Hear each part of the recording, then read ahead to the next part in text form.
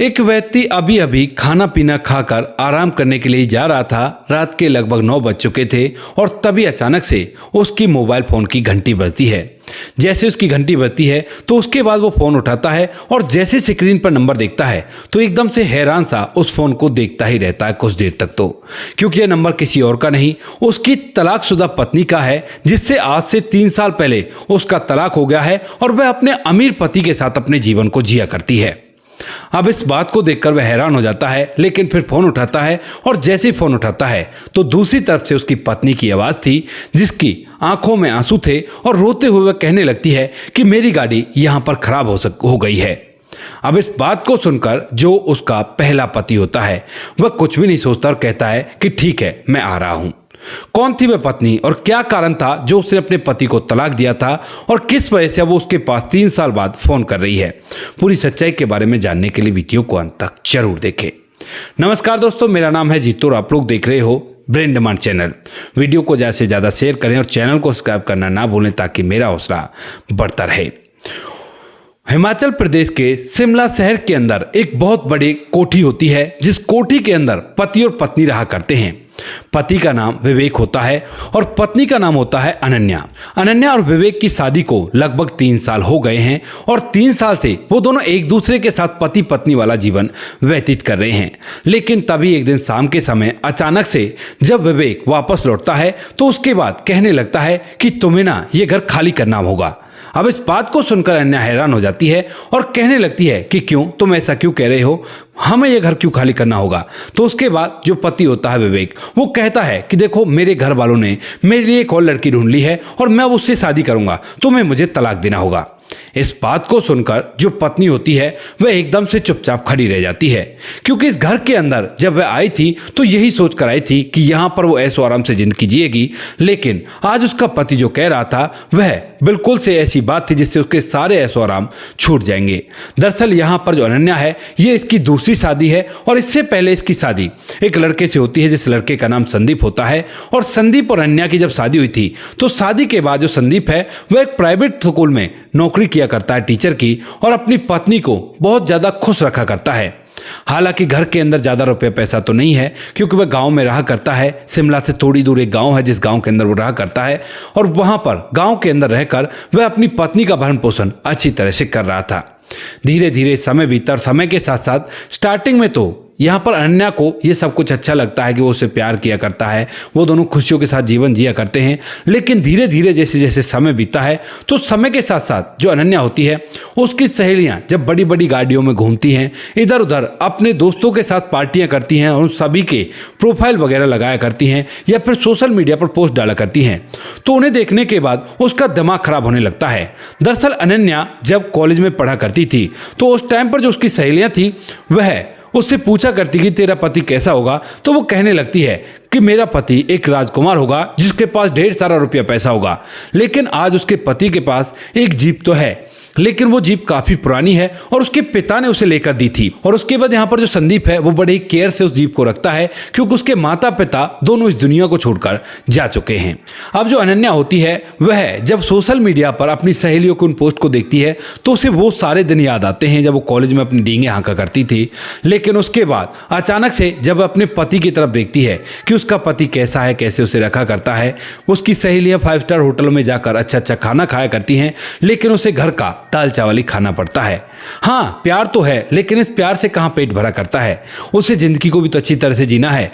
ऐसा ही सोचकर वह अब संसार के साथ भागना चाहती है और मन ही मन ढेर सारी बातें सोचने लगती है। धीरे धीरे कुछ समय बीतता है और तभी अचानक से सोशल मीडिया चलाते वक्त उसकी मुलाकात इस विवेक से होती है। विवेक से मुलाकात होने के बाद जो अनन्या है वह उससे बातचीत करने लगती है, क्योंकि विवेक के प्रोफाइल पर ढेर सारे ऐसे फोटो थे जिन फोटोज को देखकर साफ अंदाजा लगाया जा रहा था कि विवेक के पास अच्छा खासा रुपया पैसा है, उसके कई सारे बिजनेस हैं और सभी बिजनेस से वो अच्छा खासा रुपया पैसा कमाया करता है।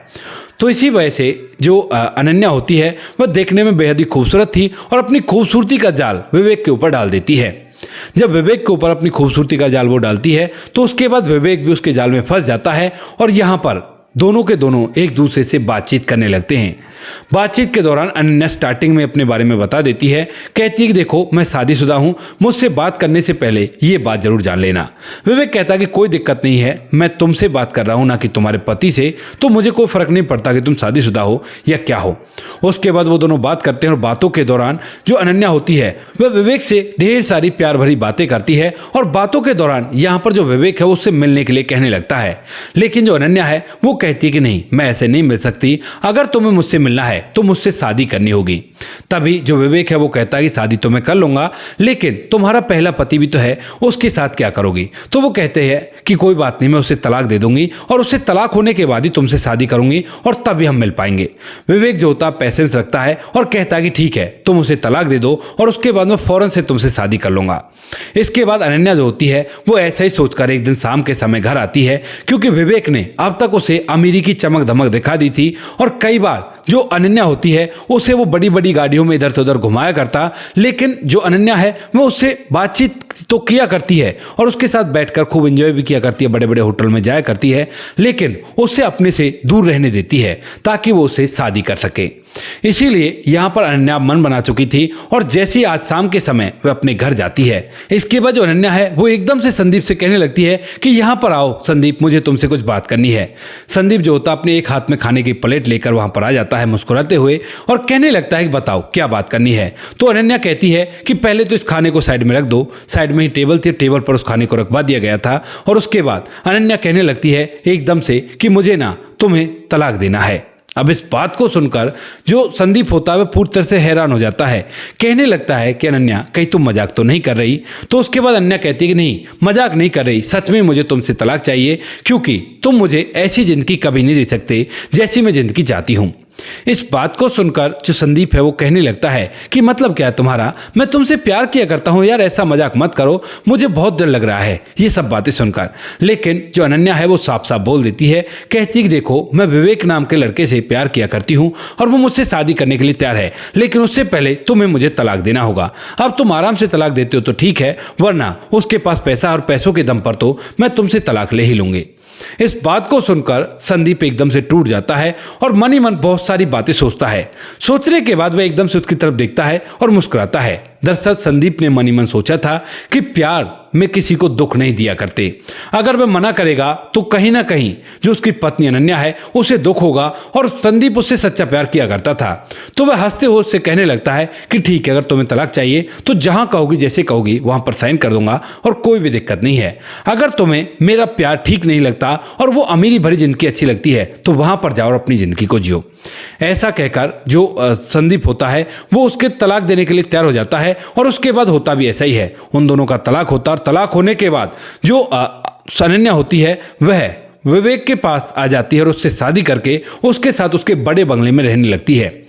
लेकिन जैसे कुछ दिन होते हैं उसे यहाँ पर रहते हुए, तो उसे पता चलता है कि जहाँ पर आकर उसे पैसा रुपया शोहरत दौलत तो मिल गई है, लेकिन वो प्यार कहीं भी नहीं है जो प्यार उससे विवेक किया करता था। यहाँ पर तो केवल उसका जो पति विवेक है फिलहाल वह उससे मतलब का व्यवहार किया करता है, लेकिन फिर भी सोचती है कि कोई बात नहीं, रुपया पैसा दौलत शोहरत के सहारे अपनी जिंदगी को जी लूंगी और कोई बात नहीं, अगर प्यार नहीं मिला तो प्यार कौन सा खाने के लिए दिया करता है।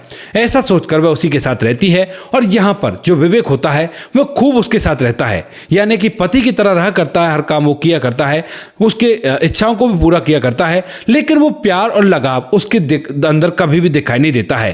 पैसों के दम पर उसकी इच्छाओं को पूरा कर दिया करता जब भी वो किसी चीज के लिए कहा करती, और उसे घर के अंदर केवल इस तरह से रखा करता कि मानो एक मनोरंजन का सामान हो। यहां से इसको भी कोई प्रॉब्लम नहीं होती है। लेकिन जैसे 3 साल होते हैं तो 3 साल बाद जो विवेक होता है उसके घर वाले उसके लिए एक और लड़की ढूंढते हैं जो कि बहुत बड़े बिजनेसमैन की बेटी थी, और अगर उससे विवेक की शादी हो जाए तो विवेक के पिता को बिजनेस में बहुत सारा फायदा होने वाला था। तो इसीलिए जो विवेक होता है वो ऐसा कह देता है अपनी प्रेम पत्नी से कि अब मुझे तुमसे तलाक लेना है और तलाक लेकर मैं किसी और से शादी करूंगा। यहां पर अनन्या एकदम से माथे पर हाथ रख के बैठ जाती है, लेकिन विवेक ने फाइनल फैसला सुना दिया था और ये सभी बातें अब उसकी आंखों के सामने आ जाती हैं कि उसने जो गलत किया है उसकी सजा उसे मिली है। लेकिन फिर भी अपने पहले पति को वो छोड़ चुकी थी जो प्यार किया करता था, और दूसरे ने अब उसे छोड़ने के लिए बोल ही दिया है। ये बात सोचकर वो काफी ज्यादा उदास होती है और तभी के तभी शाम के समय ही अपनी गाड़ी लेकर वहां से निकल जाती है। विवेक ना तो उसे जाती हुई को रोकता और ना ही फोन करके ये कहता है कि तुम कहां चली गई इतनी तेजी में, जबकि वो गाड़ी काफी स्पीड के साथ उससे निकाल कर ले गई थी घर से। उसके बाद अनन्या चलती रहती है और पूरी शिमला को क्रॉस करके बाहर की तरफ पहुंच जाती है, जहां पर सुनसान सड़क थी और उस सड़क पर वो अपनी गाड़ी को दौड़ा रही थी। सर्दियों का समय था, बर्फबारी भी हो रही थी और उसी समय अचानक से उसकी गाड़ी न जाने कैसे बंद पड़ जाती है। वह गाड़ी के अंदर बैठी बैठी ये सोच रही थी कि अब क्या होगा और किसको बुलाऊं मैं यहाँ पर, क्योंकि पति को धोखा दे चुकी थी और पति को धोखा देने की वजह से उसके जो मायके वाले थे वो भी उससे नाराज हो गए थे, क्योंकि उस टाइम पर काफी सारा ऐसा बखेड़ा हुआ था जिसकी वजह से मायके वाले ने खूब उसे खरी खोटी सुनाई, लेकिन उसने उनकी एक नहीं सुनी तो उन्होंने भी नाता तोड़ दिया था। उसके बाद वो गाड़ी में बैठकर काफी देर तक सोचती है, उन पलों को याद करती है जब वो और संदीप शादी होकर बड़े खुश थे और उस टाइम पर उसके दिमाग में बिल्कुल भी लालच वास नहीं किया करता था। लेकिन तभी वो पल भी याद आते जब सोशल मीडिया को देखकर उसके दिमाग में ये चीजें चलने लगी कि इन सभी चीजों में सुख हुआ करता है, लेकिन आज उसे महसूस हो गया है कि ना तो उन चीजों में सुख हुआ करता है और सुख तो केवल अपने जीवन साथी के साथ रहने में होता है जो कि सच्चा प्यार किया करता है। यही सोचकर वो है गाड़ी में बैठे बैठे ही एकदम से अपना फोन निकालती है और फोन निकालकर संदीप के पास फोन मिला देती है। जब तक वो संदीप का नंबर डायल करती है तब तक उसकी आंखों में आंसू आ गए थे और उसके बाद वह रोने लगती है। रोते हुए वह संदीप के पास फोन करती है। संदीप उधर से फोन उठाता है और उसके बाद यहाँ पर जो अनन्या होती है वो कहने लगती है कि संदीप, मैं फलानी जगह पर हूँ और मेरी गाड़ी पूरी तरह से बंद पड़ गई है। इस बात को सुनकर संदीप भी पूरी तरह से हैरान हो जाता है कि जिस पत्नी ने 3 साल पहले मुझे तलाक दे दिया था वो आज मुझ पर फोन करके मुझे ये क्यों बता रही है। तो उसके बाद वह थोड़ी देर तक सोचता और सोचने के बाद उसे महसूस हो जाता है कि यह शायद मुसीबत में है और इसीलिए इसने मुझे फोन किया है। तो उसके बाद वो कहता है कि मैं आ रहा हूं। ऐसा कहकर संदीप फोन काटता है और अपनी जीप में बैठकर थोड़ी देर में सफर तय करके उस जगह पर चला जाता है जिस जगह के बारे में अनन्या ने उसे बताया है। उसके बाद जो संदीप होता है उसे अपने साथ उस गाड़ी में बिठा लेता है, यानी जीप में बिठा लेता है और पूछता है कि बताओ तुम्हें कहाँ छोड़ना है। तभी यहाँ पर जो अनन्या है, जो कि फोन पर भी रो रही थी, संदीप को पता चल गया था, वह रोते हुए कहने लगती है कि अब कहाँ क्या, जहाँ तुम्हारा मन करे वहां पर छोड़ दो, यहाँ से ऐसी जगह पर जहाँ पर मैं जिंदा रह पाऊं, हालांकि जिंदा ना रहूं तो भी कोई फर्क नहीं पड़ता। ऐसे कहते हुए फूट फूट कर रोने लगती है और उसके बाद जो संदीप होता है उसे पूछने लगता है कि आखिर बात क्या है और तुम ऐसी बातें क्यों कर रही हो। तो उसके बाद जो अनन्या होती है वह उसे पूरी बात बताती है। कहती है कि इस तरह से जैसे मैंने शादी की उसने मुझे ऐसे धोखा दे दिया और अब मैं क्या करूं, मुझे पता नहीं कि कहां मुझे जाना चाहिए। इसके बाद जो संदीप होता है वह समझ जाता है और उसे लेकर सीधा अपने घर चला जाता है। कहता है कि देखो ये घर है और इस घर के अंदर तुम जब तक चाहो जब तक रह सकती हो और मैं तुम्हें बिल्कुल भी नहीं रोकूंगा। यहाँ पर खाने पीने का इंतजाम मैं कर दूंगा और जब तुम्हें अपने लिए कोई अच्छी जगह मिल जाए तब यहाँ से चली जाना। ऐसा कहकर वह उसे घर में रखने की अनुमति दे देता है, लेकिन इस घर के अंदर आकर वह अंदर तक हिल जाती है, क्योंकि इस घर के अंदर आज तक भी वो सारे सामान जो कि उसकी निशानियां थी वो सभी के सभी जो की त्यों बनी हुई है। अनन्या फिलहाल तो एक कमरे में जाकर आराम करने लगती है, लेकिन रात भर इसी बात के बारे में सोचती है। दूसरे दिन की सुबह होती है और सुबह सुबह उठकर वह जल्दी उठकर सारा काम निपटा देती है और निपटाने के बाद दोबारा से बिस्तर में आराम करने के लिए चली जाती है।